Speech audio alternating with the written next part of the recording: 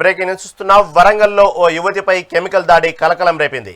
కాజీపేటలోని కడిపికొండ పాత గ్రామ పంచాయతీ కార్యాలయం సమీపంలో ఓ యువతిపై గుర్తు తెలియని ముగ్గురు వ్యక్తులు కెమికల్ దాడికి పాల్పడ్డారు.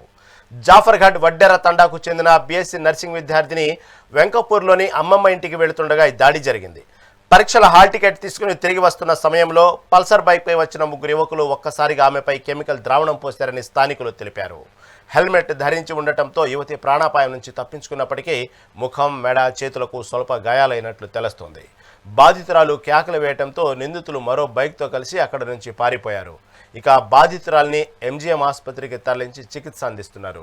దాడి చేసిన వ్యక్తుల కోసం పోలీసులు దర్యాప్తు చేపట్టారు.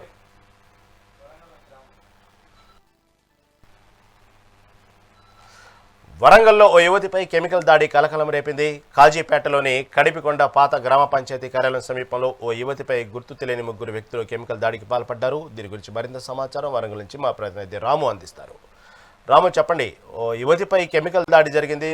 ఆ ముగ్గురు యువకులు పల్సర్ బైక్ వచ్చి ఆమె పైన కెమికల్ ద్రావణం పోశారు. అక్కడి నుంచి పారిపోయినట్లు వార్తలు వస్తామని దీని గురించి తాజా అప్డేట్ ఏంటి?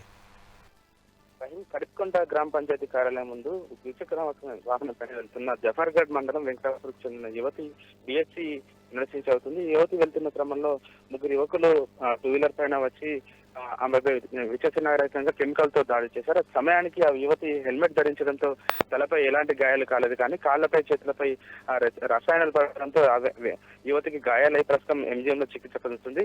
ముఖ్యానికి అసలు ఈ ఘటనకు సంబంధించి అసలు ఎందుకు ఈ దాడి చేసిందని చెప్పేసి ఇప్పుడు పోలీసులు అయితే మణికొండ పోలీసులు విచారణ చేస్తున్నారు.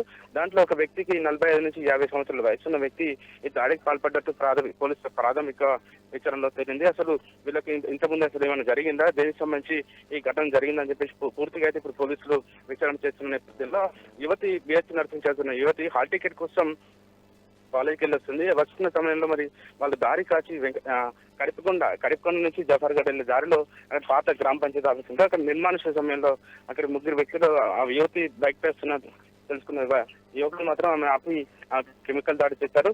అది ముందస్తుగా అది కెమికల్ యాసిడ్ ద్వారా ఏమైనా చేశారని చెప్పేసి పోలీసులు ఇంత విచారణ చేపట్టగా వాళ్ళు అక్కడ కెమికల్ టీమ్ అక్కడ చేరుకొని దీనికి సంబంధించి రసాయనాలు మాత్రమే పోసారని చెప్పేసి ఒక నిర్ధారణకు వచ్చారు. మొత్తానికి కూడా స్వల్ప గాయాలపైన సునంద అనే యువతి మాత్రం ప్రస్తుతం ఎంజీఎం లో చికిత్స పొందుతుంది. దీనికి సంబంధించి కూడా విద్యార్థులు ఆగ్రహం వ్యక్తం చేస్తున్నారు. ఈ చదువుకునే వయసులో ఇలా యువకులు వీళ్ళపై దాడి చేయడం ఏంటని చెప్పేసి విద్యార్థుల కూడా దీనిపైన పూర్తిగా స్పందిస్తున్న పరిస్థితి. గతంలో కూడా ఇలాంటి ఘటనే సుమారు 15 సంవత్సరాల క్రితం స్వప్నిక ప్రణీత అనే ఇద్దరు యువతులపై అప్పుడు యాసిడ్ దాడి ఎంత కలకలం రేపిందో మరోసారి కూడా ఈ రసాయనాలు పోయడంతో కూడా ఈ యువతిపై దాడి చేసిన ఘటన కూడా ప్రస్తుతం వరంగల్ వ్యాప్తంగా చర్చ జరుగుతుంది. Right Ram, right. Thank you for update.